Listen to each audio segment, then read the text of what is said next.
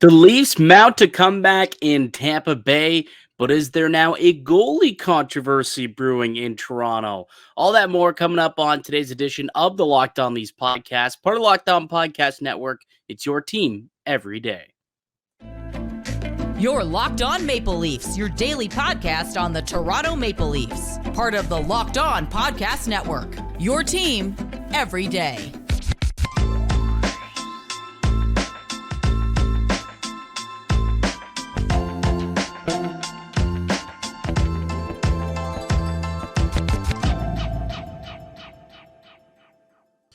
Hello and welcome into the Locked On Leafs podcast, a daily Maple Leaf-centric podcast hosted by myself, Mike DiStefano, and my co-host, Dave Morassutti. Today's show is brought to you by one of our favorite show sponsors, and it is Sleeper. Download the Sleeper app and use the promo code LOCKEDONNHL to get up to a $100 match on your first deposit. Terms and conditions apply. See Sleeper's terms of use for details. Welcome into the show, everybody. Coming off of a steamy Saturday victory against the Tampa Bay Lightning, which the Leafs, they were able to come back in typical Maple Leafs fashion at Amalie Arena. They seemed to do it, a couple of times through the playoffs, and they picked up right where they kind of left off there, didn't they, Dave, with a comeback victory and able to get it done and get the full 2 points. Yeah, it felt eerily similar to what we saw in the playoffs. Except Leafs getting a lead early. That's something we hadn't been used to seeing from this team, even in the playoffs. First time all year, buddy. They scored the first goal. Yeah, but it's good to see that it was that game had a lot of. I mean, it was a competitive game, thankfully, but that we went into this game talking about how the Leafs had their offensive issues, Tampa's defensive issues could be something that could be exploited, and some of that did ring true, but I just liked that it was a close game because it did feel like a close game, with the overtime and everything. But all those factors that we talked about with the goaltending, and we're just like, the Leafs should have a decent chance to put some pucks in on Johansson, and we're like, the Leafs are really going to be stuck on one goal all the way to the third period. Yeah. And thankfully, Matthew Knies decided he wanted to score goals and show everybody that there's nothing to be worried about with him. Yeah. Instead of it being Austin Matthews, who was mounting the comeback for the Buds, it was Matthew Knies who said, "Put the team on my back, fellas. I got you."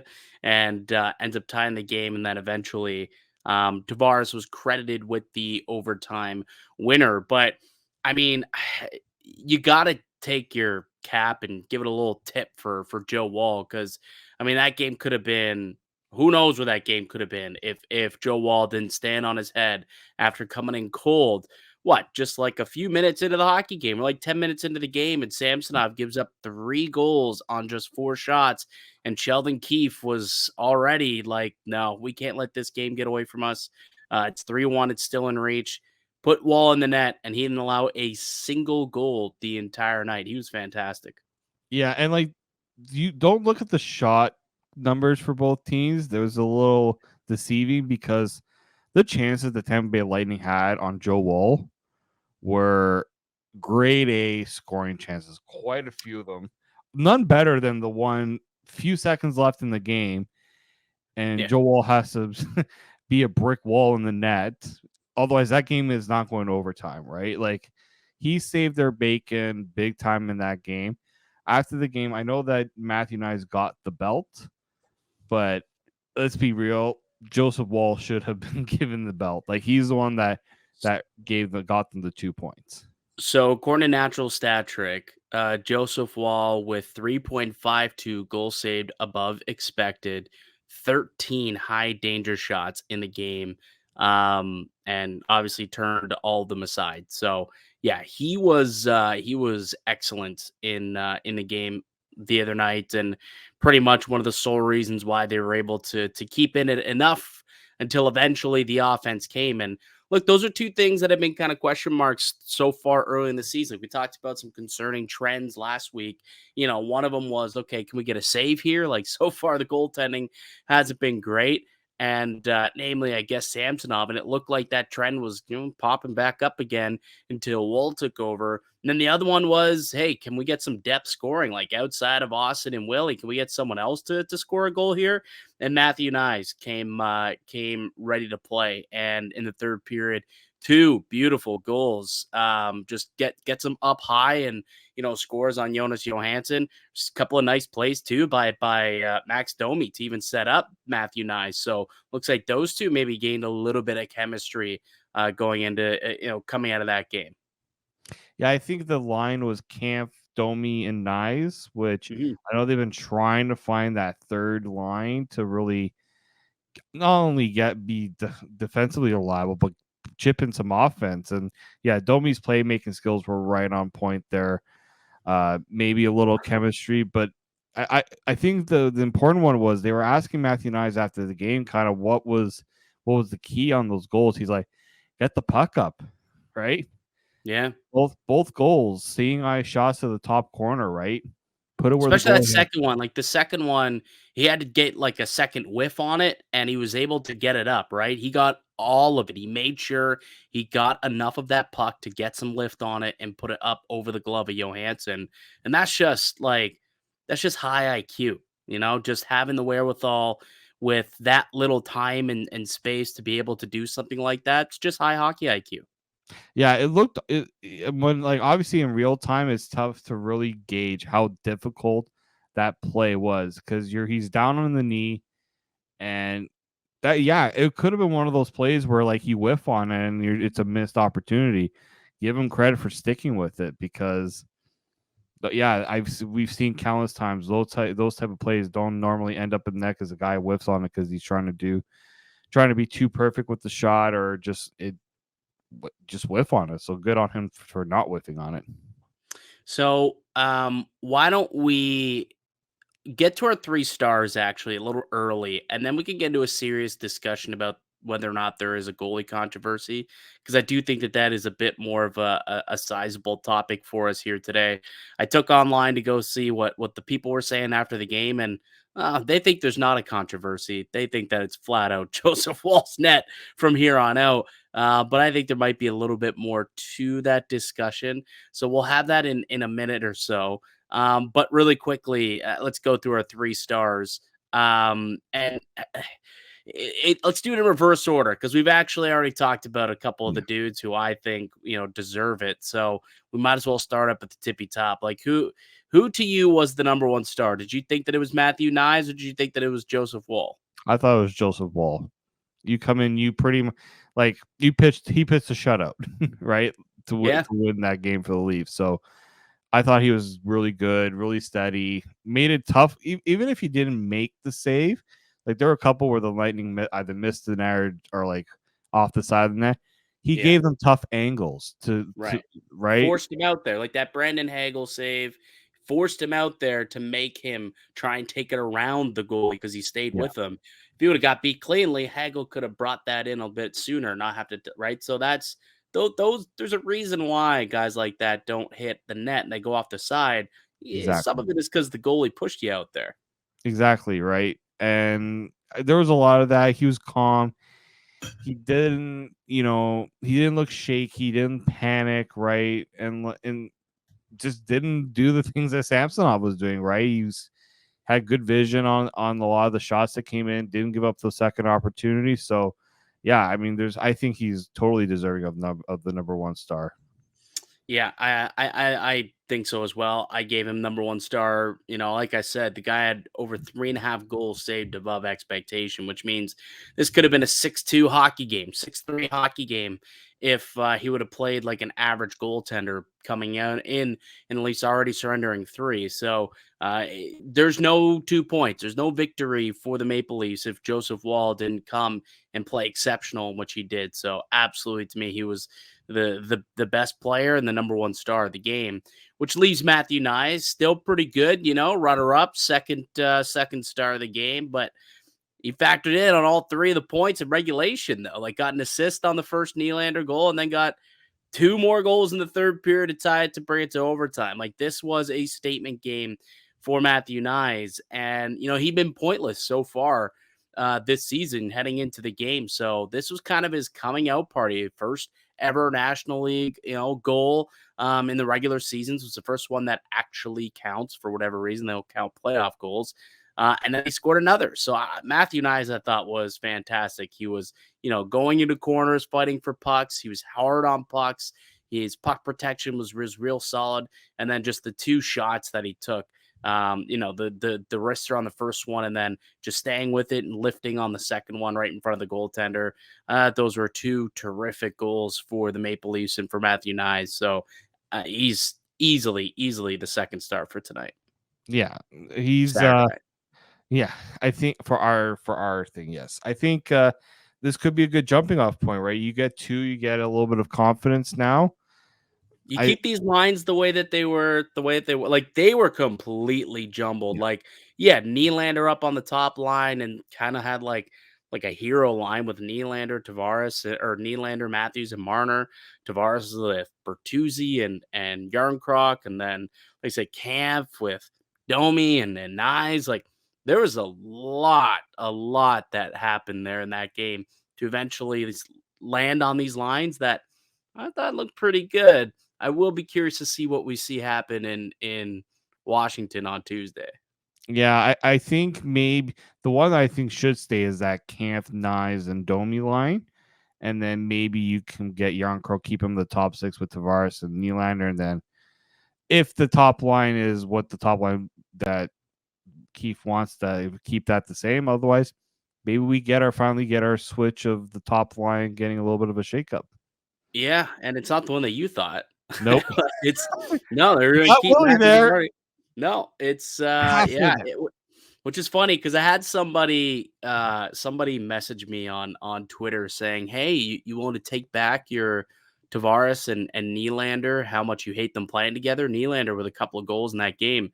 I'm thinking to myself, no, like they only played together for like 5 minutes. Then they moved him up to the top line, and then sure, they connected on the final goal. But really, I mean, Nylander was out there with Matthews forever, and then Matthews just goes off, and Tavares happens to come on the ice as they're coming in on like a 2-on-1. So that was just very lucky for Tavares to factor in on that game winner. So no, I don't want to take back that I don't like those two playing with one another. Not quite yet. They got to show me a lot more than what they have so far.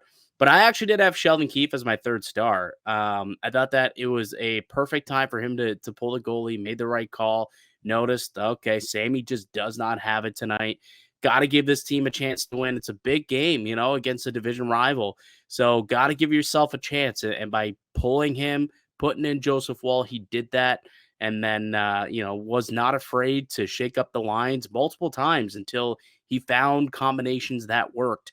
And for that, I think he deserves a lot of credit for the moves that he did, the in-game coaching. So, and putting guys in good positions. Like I was taking a look on Natural Stat Trick, and I was just seeing, okay, what was, what were the underlying numbers for most of the players? And something that really jumped out to me was John Klingberg and the shot discrepancy when Klingberg was on the ice, plus 13 for the Maple Leafs when John Klingberg was on the ice. That's at 5-on-5. If you include the power play, that's probably going to be a heck of a lot more, I would imagine. 23-6 was the shot discrepancy. So 79% of the shots in favor of the Maple Leafs when Klingberg was on the ice in that game. And why is that? Well, because he put them in the right situations. Klingberg's an offensive defenseman. Why he was playing with Jake McCabe and, trying to be a shutdown pair, it just didn't make any sense. So what does he do instead? All right, we're going to put you with Giordano. You guys are going to be factor into, offensive zone faceoffs for the most part. And that's what he did. Only one D zone faceoff for John Klingberg. Of 93% of his zone starts were in the offensive end. So I thought that that's just putting your players in good positions to succeed. And so Sheldon Keefe deserves a lot of credit, and it got my third star. Yeah, I was giving my third star to JT and Willie for the 2 goals they set up, because I thought they had good offensive chemistry there. I will say I didn't like. I mean, I'm off the board. I'm a little off the board with my. Yeah, I was gonna say I don't think I've ever seen a head coach get a 3 stars in anything. But Mike's also been the rule breaker for all these 3 stars for a Doesn't majority. have to be a player. Like, we give it to the Yeah. penalty kill. We give it to the power plays. We give it to full Oh, lines. Why can't the coach get a little hey, love? if you're Come on on, Locked On Predators, athletic trainer is gonna be getting one from me, right? that'd You be know, first star. He get first star of the night if we were locked on Preds. Absolutely. If you missed it, go check it out. Luke Evangelista scored a goal the other night, and he kind of did. Marner did this too. Remember when Marner did it? And what's the Leafs equipment guy? Oh, I'm blanking. Bobby something. I'm blanking. You're gonna have to Google it for me, but it's Bobby something. Anyways, so the same thing happened where a broken stick player flies by the Bobby bench. Hastings. Bobby Hastings, yeah. The player flies by the bench, and then the Nashville Predators version of Bobby Hastings gives him a stick, and he goes on to score off the rush moments later. So, and they all celebrated with him too, which I thought was kind of Yeah. funny. But yeah, Sheldon Keefe was the coach that deserves the credit and the love Mhm. in the Maple Leafs game. That fella did in the Nashville game. But you liked Tavares and Willie as your third star. Makes Yeah, sense. mainly for, they got the offense going with the first goal, and sealed it in the end, right? And I thought Yeah. that JT setup on the Nylander goal was just ridiculous. Yeah, it was nice. It was definitely a nice setup. Most of the when they did finally find offense, they all looked pretty good. All right, we will continue with this discussion from the Maple Leafs comeback victory over the Tampa Bay Lightning. We'll get into whether or not if there's a goalie controversy. What should we see happen Tuesday against the Washington Capitals? We'll answer those questions on the other side. But first, let me tell you about one of today's show sponsor, and that's our good friends at Sleeper. Austin Matthews scores a hat trick. The Leafs win the Stanley Cup. And if you want to win 100 times your money, play daily fantasy hockey on the Sleeper app. These are all possible scenarios for this season. But to have a chance at winning big, you need to play daily fantasy hockey on Sleeper. As the official daily fantasy app of the Locked On NHL Network, Sleeper is our top choice for daily fantasy sports, especially daily fantasy hockey. With Sleeper, you can win 100 times your cash in daily fantasy hockey contests. With studs like Matthews, McDavid, Ovechkin, Crosby, all you need to do is pick more or less on stats for these stars. Choose stats like goals, assists, saves, plus minus, and more. You heard me, Leaf fans. 100 times payouts on Sleeper. So start paying attention and get your picks right so you can win big. Use the promo code LOCKEDONNHL and you'll get up to a $100 match on your first deposit. Terms and conditions apply. That's Locked On NHL. See Sleeper terms of use for details. Welcome back into the Locked On Leafs podcast. I'm Mike DiStefano with my main man, Dave Morassutti. We do shows each and every weekday, Monday through Friday. It's all Leafs all the time. So if you enjoy this discussion and if you want to make sure that you're keeping tabs on what's going on with the Maple Leafs on a daily basis, make sure you do subscribe wherever you get your podcast from. Also, you can find us on YouTube as well. All right, Dave. Big time controversy starting to brew here in goal for Toronto. Just 5 games in. What do you think? Is it a controversy? What's your read on the current situation after Sammy had a stinker and Woll was wonderful? I would say the controversy will happen if they give Woll a few starts and he looks good and he ain't giving the net back. Like, to me, that's where the controversy begins, because I hate to say it, but Woll can go into the next game and have a stinker, and instead of having a controversy, you're just like, who the heck is going to give this team, stable, consistent goaltending, right? I think it's more of a controversy if he starts to rack up some starts and plays well, and you're wondering now, oh, is Samsonov going to ever get back in, right? I think it's starting just because you heard Sheldon Keefe say, well, what's the reason for the change? Well, he can't give up 3 goals on the first 4 shots of the game, right? No, can't do And it. Keefe kind of said, oh, we were planning to give Woll the start for the next one, which I can believe because it's a long road trip. You got to get him in, but at the same time, it's like, yeah, convenient that you're going to give him the next start, right? Yeah, I mean, you can look at it 2 ways. Like, yeah, so Keefe did say that Woll's going to start in Washington on Tuesday. That's already been announced, and Yeah, you can look at it two ways. You can think that, oh, it's awfully convenient based off what we just saw. But they do have a plan, and they've stuck to their plan. Like, this has been a couple of years now. Like, they have this goalie department. So I wouldn't be surprised if all their starts for the next couple of weeks are pretty much mapped out. Obviously, depending on how they perform, there could be changes to that chart, and perhaps there was a change. I don't know. The thing that does stink about it is they're going into Washington, and Ilya Samsonov, he probably would have liked to have that start, given that the Washington Capitals are a franchise that gave up on him once upon a time. I think last year, though, he went in there and didn't do too well, so I think maybe that's why they said, let's give Joe Woll the start. But in terms of if there's a controversy brewing, I think it is. Like, I saw an overwhelming amount of people on Twitter and on Reddit and all the fan blogs. Everyone's saying, no, it's not a controversy because it's already Joseph Woll's net. I don't think that's necessarily the case just yet. I still think this could very well end up being a tandem situation. Like, Joe Woll has not started more than, I think, like 30 some odd games in his entire career in a season. Like, he's not somebody who can really carry the bulk of the load, or hasn't done that yet at the very least. I'm just looking it up now. The most games he's ever played in one season is 32. I guess 37 one year at Boston College.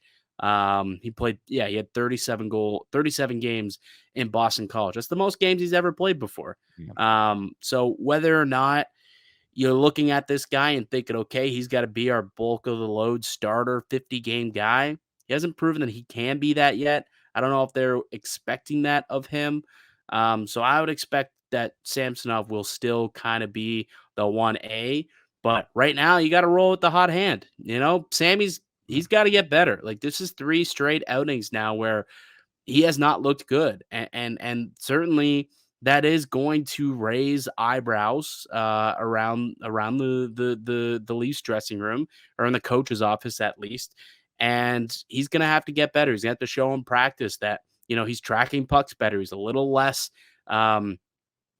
movement in the net. He's not chaotic out there like he has been.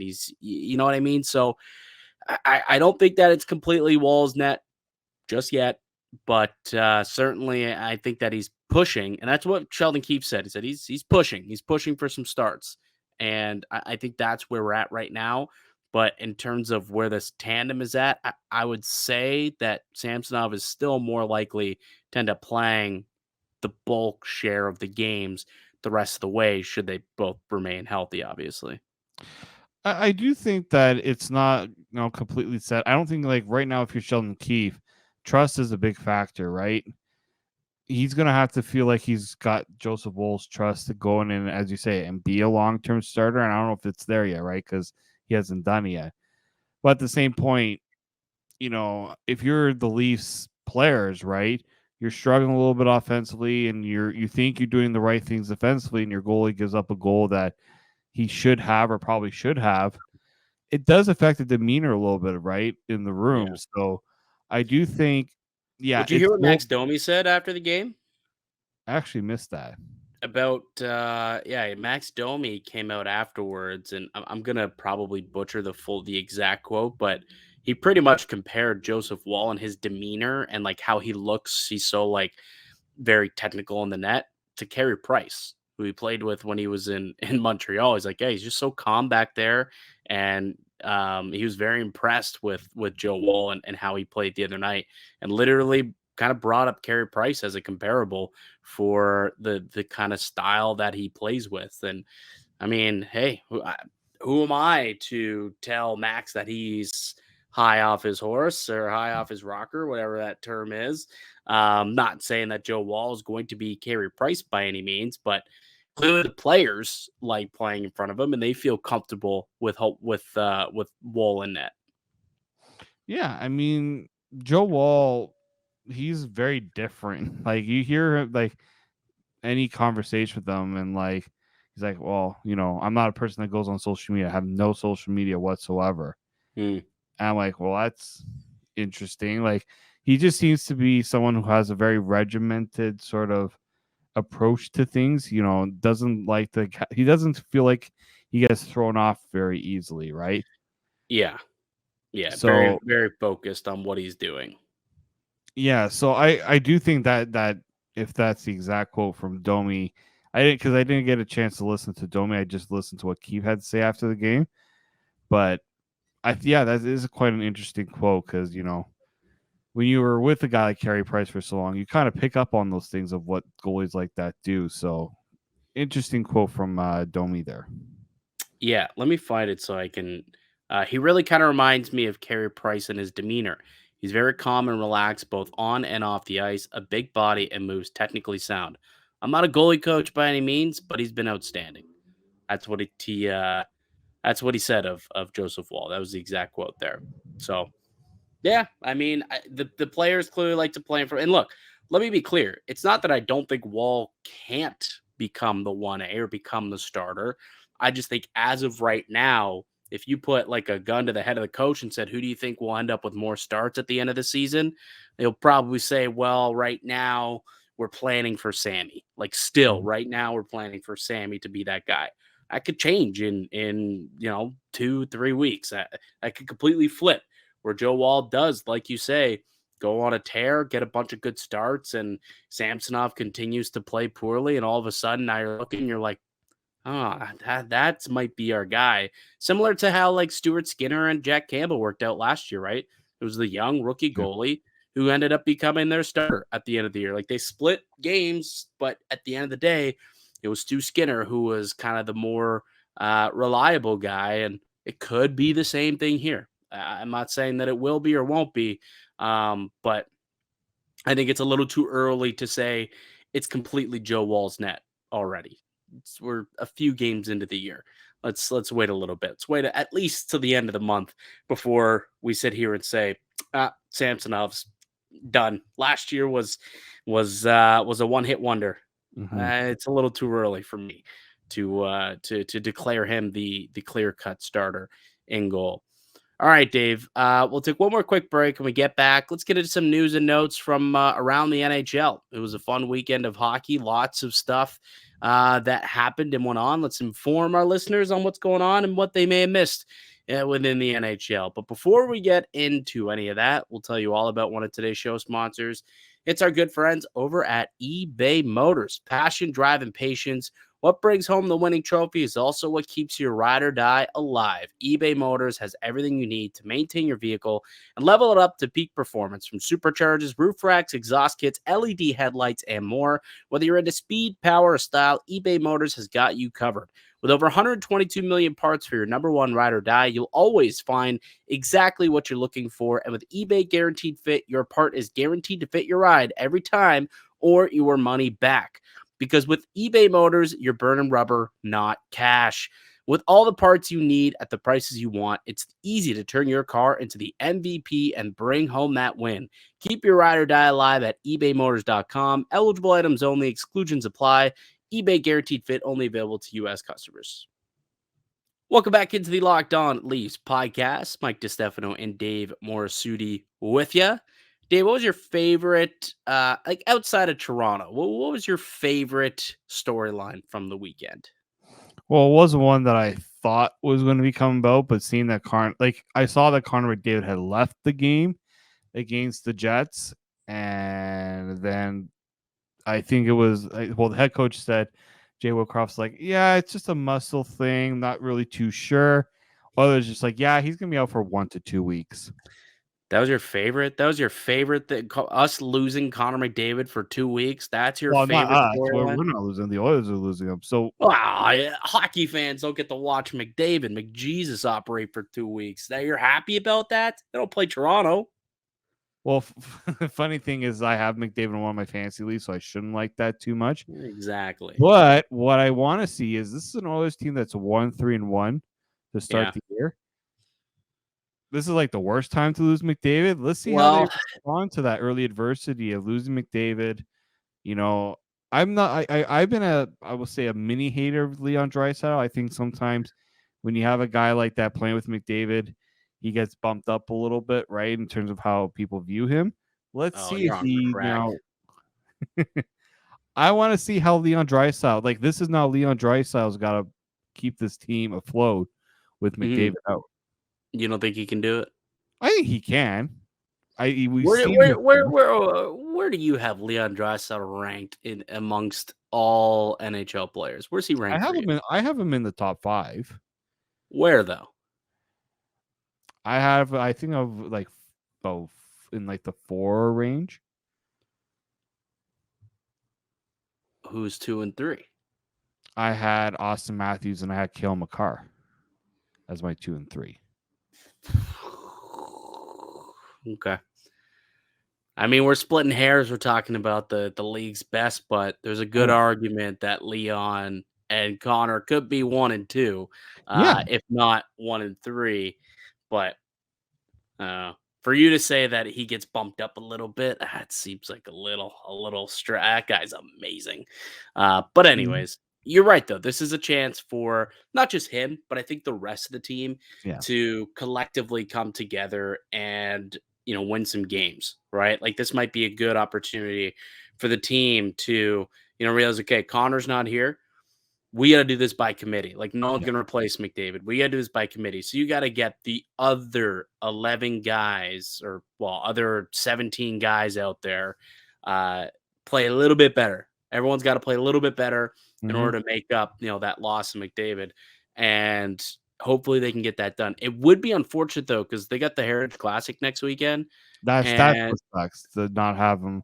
Yeah, like good chance unless he comes back legitimately because it's next Saturday night.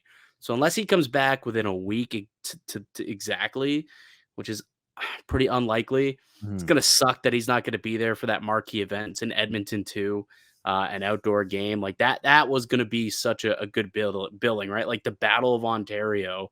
You're gonna get Connor McDavid involved in it, or Battle of Alberta. Sorry, you're gonna get Connor McDavid involved, and now out 1 to 2 weeks and most likely going to miss the game. That's really unfortunate from a marketing perspective of a premier event for the NHL. Yeah, it is unfortunate, but again, this is why you also have other stars, right? You have to market for these as well. Yeah, well, I mean, it's McDavid. It is, yeah. It's here and like everyone else. You know what I mean? I thought Draisaitl was like right there, Mike. In terms of being a good player, but in terms of marketability, like McDavid's clear cut the face of the franchise, face of the league. Come on now. That's not the same. We're not talking about, we're talking about who sells tickets. And McDavid sells tickets a lot more than Draisaitl, but Draisaitl is still a very good player. Oh, yeah. But you know who else sells ticket? Connor Bedard. I don't know if you saw first his goal at the United Center. Yeah. I have just like I'm not a hockey expert per se, but just a little note to the Vegas Golden Knights the next time we play Chicago. Don't leave Connor Bedard wide open in the slot next time. I think that would be a good plan of action. Yeah, that's probably a smart thing to do, I would think, because that guy's got a howitzer of a shot. Really quickly, actually, just going back to the Heritage Classic note, another player that is likely to miss for a completely different reason is Rasmus Andersson, the defenseman of the Calgary Flames.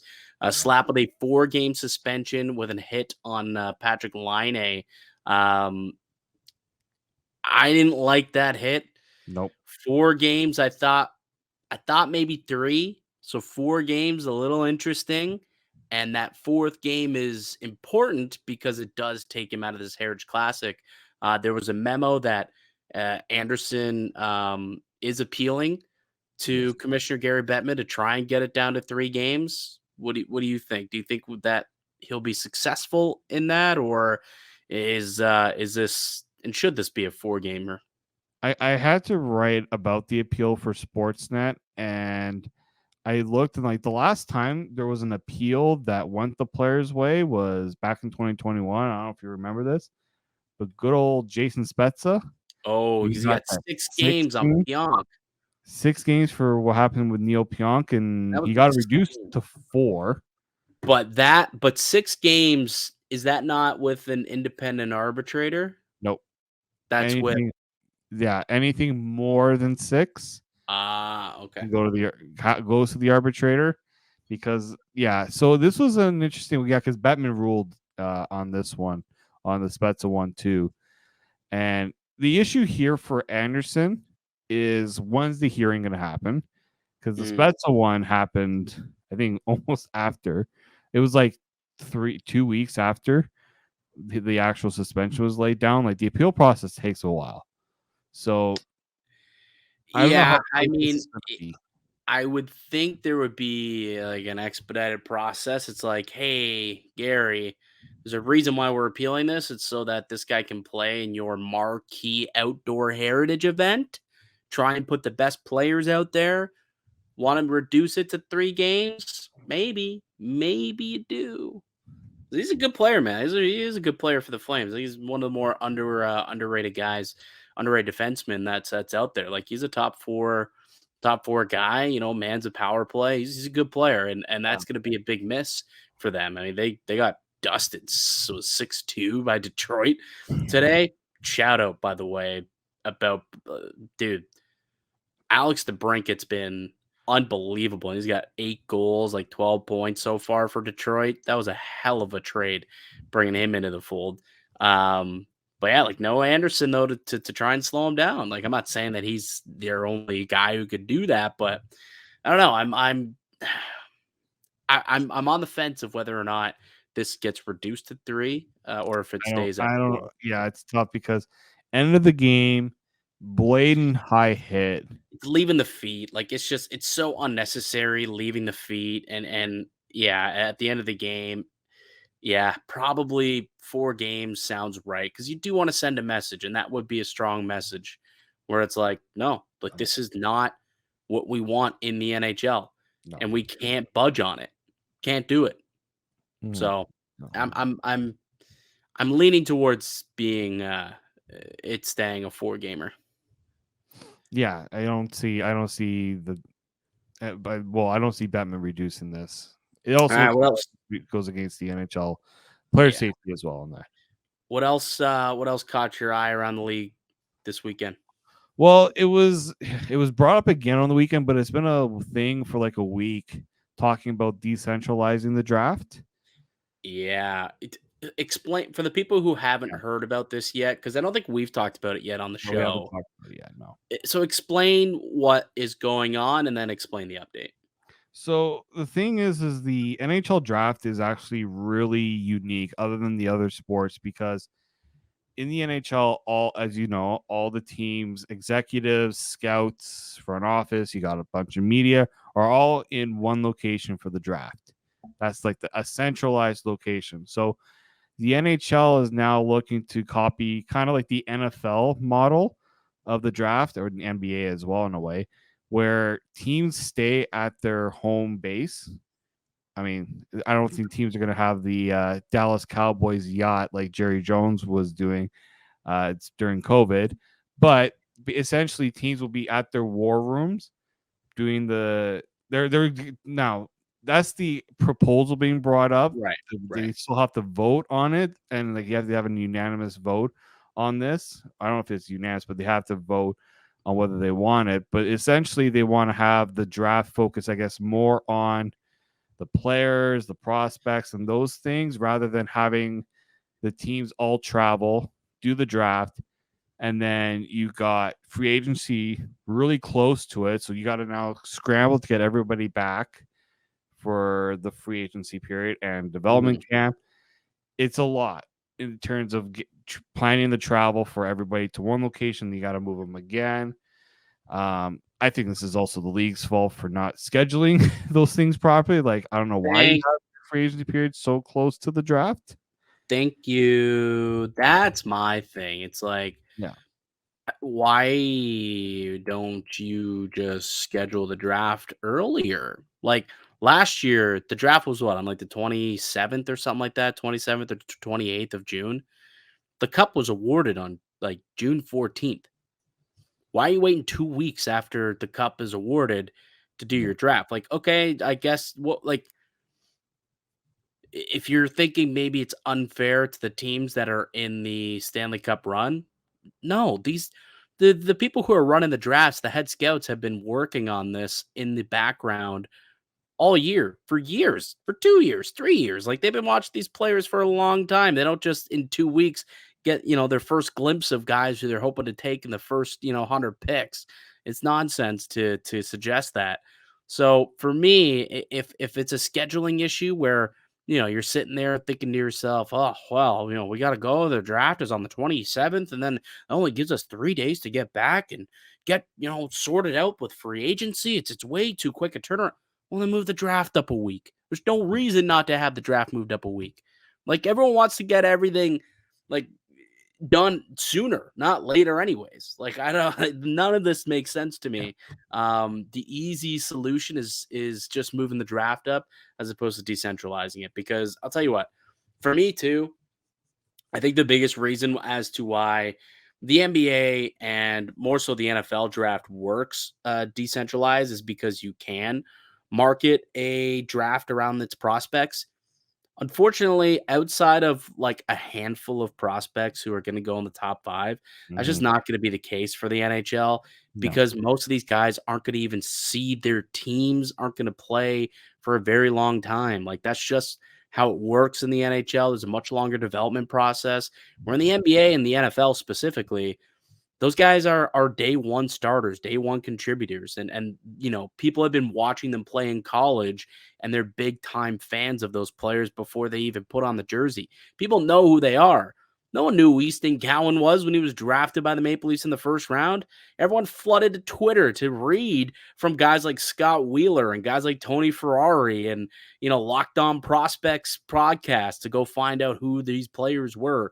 They went and checked out what we had to say on Locked On Leafs. Yeah. Like, no one knows who these players are who are selected a little bit later on in the draft, especially once you get past, the first 10 to 15 picks. So for me, I don't think it's going to work out as well. We'll see what they like. The league, the problem is, I don't know if they're thinking it through in that sense. You would think they are. I guess there's probably some sort of SWOT analysis, and they're thinking to themselves, okay, maybe we could try and market some players more in that regard. But they're trying to do the risk reward, and maybe they think it's more reward to having more time with a war room to decentralize things. I don't know what really they think, but to me, I've always loved the NHL draft. I love the way that it is centralized. Part of the fun is watching, trades and watching GMs speak to each other on the draft floor. So many trades and discussions get started on the draft floor. You have agents and GMs in the same building. They're chatting, trying to figure out contracts, renewals, trades, whatever it may be. I just worry that if you take that away by decentralizing things, you kind of take that away too. Like, that doesn't happen as often. Like, in the NFL, it's a lot more pick-based trading, where the NHL's more player-based trading. I find in the draft, and I like that personally. So I hope this gets denied. I doubt it, I do. because it's cheaper for them to probably centralize things, Mhm. and it saves them time, and it's easier on them, the individuals, the coaches, the GMs and presidents and owners and whatnot. But ultimately, I think that it would be, it'd be worse off for the fan base. And unfortunately, I doubt they're going to side with the fans as opposed to their wallets and their time.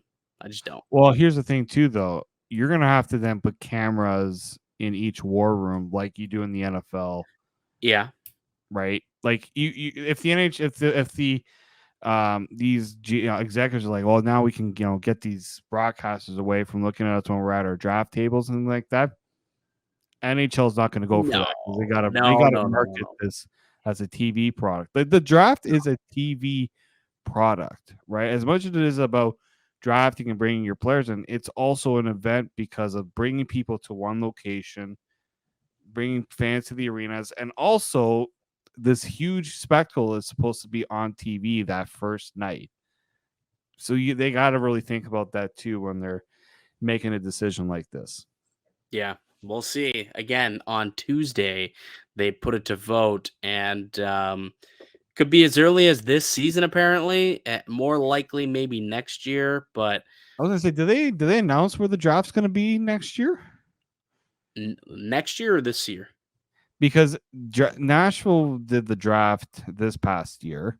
Yeah. Well, I don't. okay. So I believe the 2024 draft, I think, is Yeah. in Vegas, isn't it? Well, that's what I was gonna say. Like, they gotta decide. You know, they gotta decide if they're gonna actually have like everything like that, right, in Well, Vegas. that's what the Yeah. decision is being made on Tuesday for the And upcoming draft in like 8 months. imagine if you're like someone who works for a team and would have liked to have been in. I mean, you're working, but like, just have a day in Vegas, and then Yeah. it's like, yeah, that ain't happening anymore. Could you What? imagine Gary Bettman though doing like the bro hugs that we see in the Oh, NFL out of Goodell? Like that doesn't happen. That guy's so frail. yeah, It's he's just also gonna be like like a little nerdy, like "Welcome to the NHL," and then like a weird photo, and that's it. It's it's gonna not be gonna so cringe be and awkward. Yeah. like, it's not the same. I love the full team photos, all the scouts, the coach, the GMs, all up there with the player they just selected, jersey on, hat on.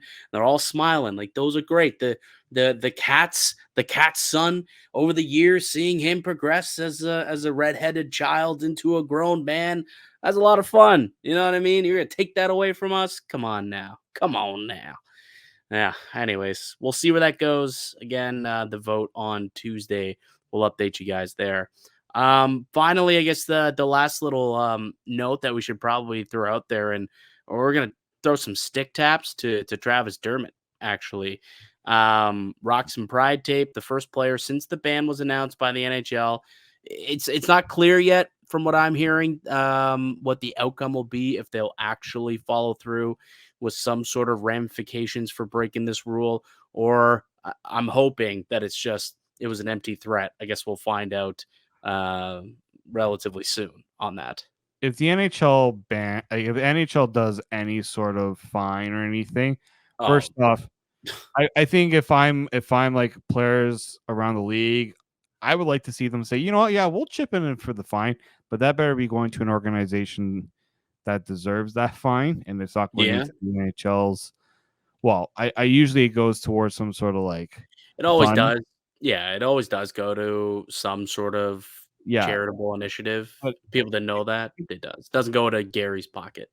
I wouldn't have noticed it unless the broadcast had noticed it. Like, it's not like Travis Dermott was flaunting that he was putting pride tape on. It's just something and to be fair, this is something he had been doing for a while.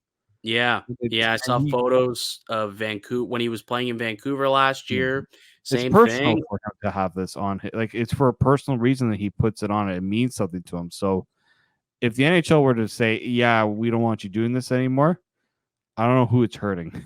Here's my issue with banning it. It's just contradicting. Like Yeah, you're gonna go out there, you're gonna say, well, Provorov didn't, he didn't want to wear the pride jersey. It's due to his beliefs. You got to respect that. It's like, okay, sure, all right, whatever. But then you can't come back and say, well, you can't respect that he wants to wear pride tape. Those are his beliefs, but they're not in line with us. It's like, what?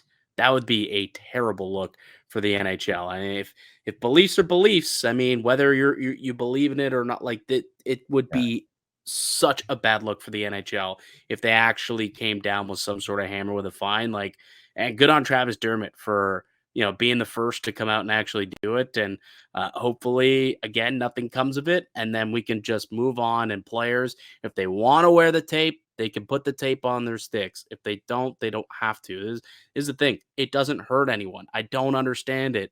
It, Yeah. it really, really should not hurt a single soul to have pride tape on somebody's sticks. But you know what it can do? It can make other people feel good and feel happy. If you can do something that makes other people feel good and happy by not really affecting anyone else, I don't see why you can't make it, do it whenever How you how want. many how many players, put a little like note on their sticks? Yeah. How many people customize their skates with a little message? Goalies, customize their goalie mask with some sort of message. At what point does the NHL then have to look at every single thing people put on their equipment for a personal reason? Apparently, Bedard puts a little doodle on his stick before every game. Like, The I NHL just is going to tell him, no, you can't do that. And he's going to say, well, it's part of my pregame routine. No, it's not uniform. I don't think so. it's getting ridiculous, and I don't even think it's only just the NHL that's the front of this. I'm sure somebody within like one of the owners or something. It probably goes a lot deeper than just the NHL saying this. There's probably other reasons for it, and I think it's really ridiculous. Let the people do it. I wouldn't have noticed it unless it was brought up in the broadcast. I'm not blaming the broadcast for doing it. I think they were trying to spread light to what Travis Dermott was doing, but the NHL would have been better off just not even saying anything, not even saying that we're going to look into this. Well, I think I know that they were asked to comment on right. it. I don't think they came out and they were like, oh, by the way, while this is a topic of conversation, we're going to actively look into it. I know they I were think asked it's like about it. Elliott, Friedman, and Dreger and CJ, like all the insiders were like, hey, I is think there Ian going to Mendes be was actually the one that asked the NHL about, because it was him that kind of reported the NHL was looking into it. Yeah, sure. Like whoever initially reached out, I'm sure multiple people reached out once that report started to come around, and they gave a very stock answer.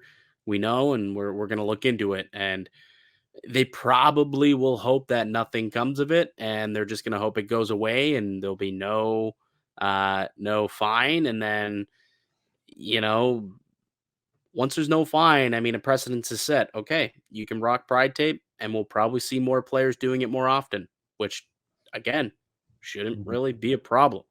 So, another thing to kind of monitor. So, a couple things to monitor this week. We'll definitely keep all y'all updated as that stuff goes on. The Maple Leafs do have another game tomorrow against the Washington Capitals. So, we'll come back tomorrow. We'll get you set for that matchup. It is going to be Joe Woll in net, but what do the practice lines look like ahead of that game? That's what I'm curious to see. So well, that'll do it for us here today on the podcast. I'd like to thank you all for listening and supporting the show. You can subscribe to the Locked On Leafs podcast on all podcast platforms to receive daily Leafs content. Follow myself on Twitter at Mickey_Canuck. Follow Dave at D_Morassutti, and follow the show as well at Locked On Leafs. Go ahead, smash that like button if you're watching us here on YouTube. Leave a comment down below. What are your thoughts on the decentralization of the draft? And is there really a goalie controversy? Are you Team Woll, or does Samsonov still have another chance to kind of keep that net in his name? Let us know in the comment section down below. All right, we're back with another episode for you guys tomorrow. But until then, keep it locked right here on Locked On Leafs.